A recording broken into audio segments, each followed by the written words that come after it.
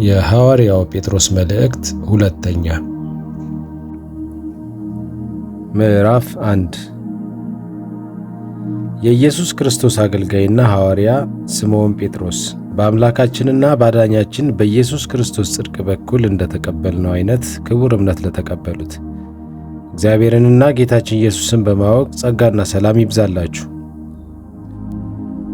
በገዛ ክብሩና በበጎነቱ የጠራንን እርሱን በማወቅ ለሕይወትና ለእውነተኛ መንፈሳዊነት የሚያስፈልገንን ሁሉ የመለኮት ኃይል ሰጥቶናል። ከክፉ ምኞት የተነሳ በዓለም ካለ ምግባረ ብልሹ ሕይወት አምልጣችሁ ከመለኮታዊ ባሕሪ ተካፋዮች እንድትሆኑ በእነዚህ ነገሮች አማካኝነት እጅግ ታላቅና ክቡር የሆነውን ተስፋ ሰጥቶናል። በዚህም ምክንያት በሙሉ ትጋት በእምነታችሁ ላይ በጎነትን ለመጨመር ጣሩ።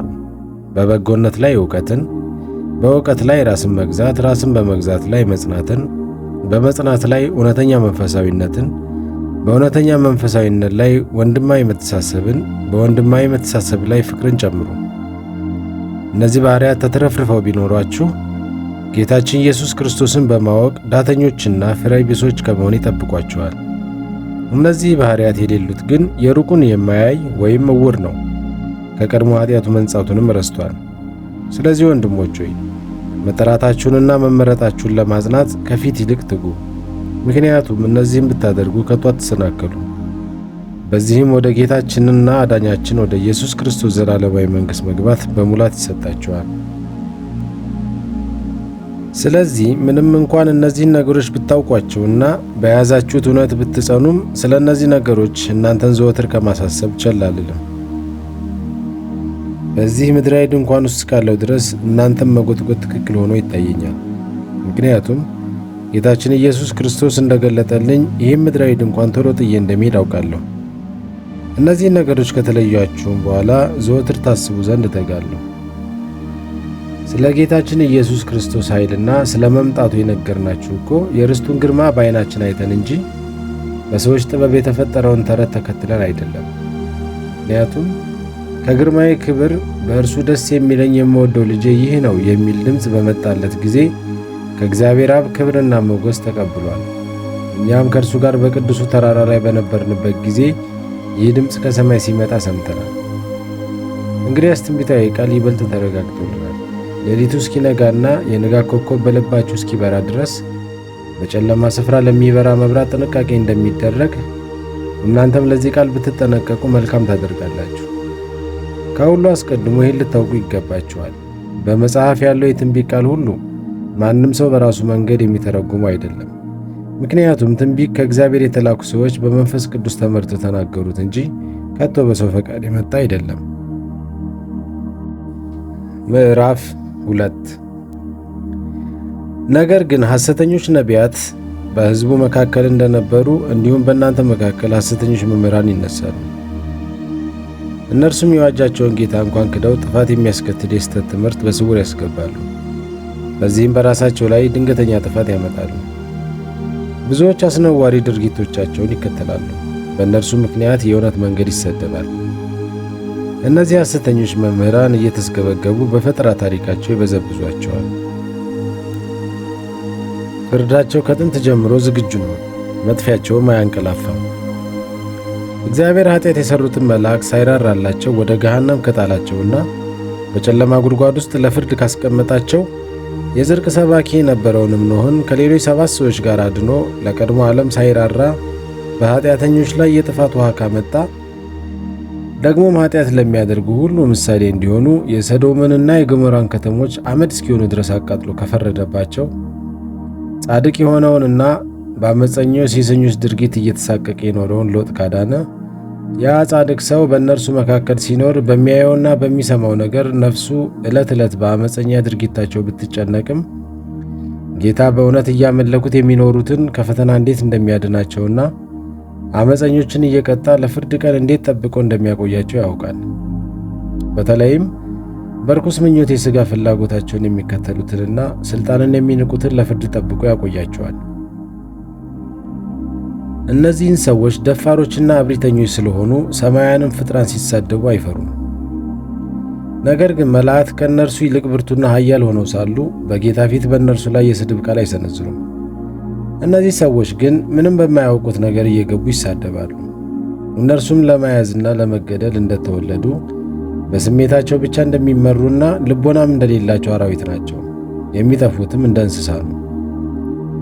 ለአመፃቸው የሚገባውን የአመፅ ዋጋ ይቀበላሉ። በጠራራ ፀሐይ ሲፈነጥዙ እንደ ደስታ ይቆጥሩታል። በግብዣ ላይ ሳሉ ነውረኞችና ርኩሶች ሆነው ከእናንተም ጋር በፍቅር ግብዣ ላይ ይቀመጣሉ። ዓይናቸው ቅንዝር የተሞላ በመሆኑ ኃጢአትን ከመስራት አይቆጠቡም። ጽኑ ያልሆኑትን ነፍሳት ያስታሉ። ስስትን የለመደ ልብ አላቸው። የተረገሙ ናቸው። ቀናውን መንገድ ትተው የአመፅን ደሞዝ የወደደውን የቢዖርን ልጅ የበለዓምን መንገድ ተከትለው ስተዋል። እርሱ ግን ስለ መተላለፉ ተገስጿል። መናገር የማይችል አህያ በሰው ቋንቋ ተናግሮ የነቢዩ እብደት ገታ። እነዚህ ሰዎች የደረቁ ምንጮችና በአውሎ ነፋስ የሚነዱ ደመናዎች ናቸው። የሚጠብቃቸውም ድቅድቅ ጨለማ ነው። ከንቱ ቃል እየደረደሩ በስህተት ከሚኖሩት መካከል አምልጠው የመጡትን ሰዎች በሴሰኛ ሥጋዊ ምኞት በማባበል ያታልላሉና እነርሱ ራሳቸው የጥፋት ባሪያዎች ሆነው ሳሉ ሌሎችን ነፃ ትወጣላችሁ እያሉ ተስፋ ይሰጧቸዋል። ሰው ለተገዛለት ለዚያ ነገር ባሪያ ነውና።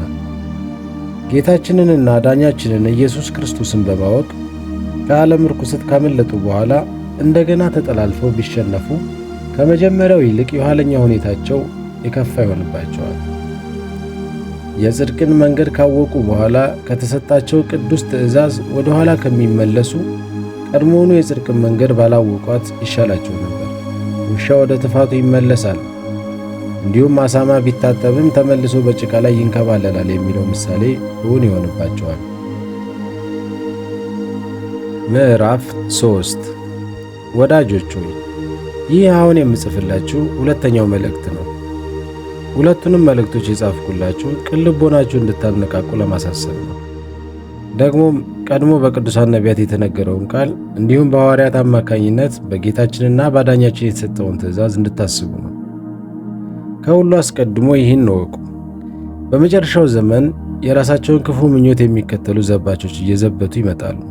እነርሱም እመጣለሁ ያለው ታዲያ የት አለ? አባቶች ከሞቱበት ከፍጥረት መጀመሪያ አንስቶ እስካሁን ድረስ ሁሉም ነገር እንዳለ ይኖራል ይላሉ። ነገር ግን እነዚህ ሰዎች ሰማያት ከጥንት ጀምሮ በእግዚአብሔር ቃል ተፈጥረው እንደሚኖሩ መሬትም በውሃ መካከልና በውሃም እንደተሰራች ሆን ብለው ይክዳሉ። በዚያን ጊዜ የነበረው ዓለም በውሃ ተጥለቅልቆ ጠፋ። በዚያው ቃል ደግሞ አሁን ያሉት ሰማያትና ምድር ኃጢአተኞች እስከሚጠፉበት እስከ ፍርድ ቀን ድረስ ለእሳት ተጠብቀዋል። ወዳጆች ሆይ በጌታ ዘንድ አንድ ቀን እንደ 1000 ዓመት፣ 1000 ዓመትም እንደ አንድ ቀን መሆኑን ይህን አንድ ነገር አትርሱ። አንዳንድ ሰዎች የዘገየ እንደሚመስላቸው ጌታ የተስፋ ቃሉን ለመፈጸም አይዘገይም። ነገር ግን ማንም እንዳይጠፋ ፈልጎ ሁሉን ንስሐ እንዲበቃ ስለ እናንተ ይታገሳል። የጌታ ቀን ግን እንደ ሌባ ይመጣል። በዚያች ቀን ሰማያት በታላቅ ድምፅ ያልፋሉ፣ የሰማይን ፍጥረት በእሳት ይጠፋል፣ ምድርና በእርሷም ላይ ያለ ነገር ሁሉ ይቃጠላል። እንግዲህ ሁሉ ነገር በዚህ ሁኔታ የሚጠፋ ከሆነ እናንተ እንዴት አይነት ሰዎች ልትሆኑ ይገባችኋል? አዎን በቅድስናና በእውነተኛ መንፈሳዊነት ልትኖሩ ይገባችኋል። ደግሞም የእግዚአብሔርን ቀን እየተጠባበቃችሁ መምጫውን ልታፋጥኑ ይገባል። በዚያን ቀን ሰማያት በእሳት ተቃጥለው ይጠፋሉ፣ የሰማይን ፍጥረት በታላቅ ትኩሳት ይቀልጣል።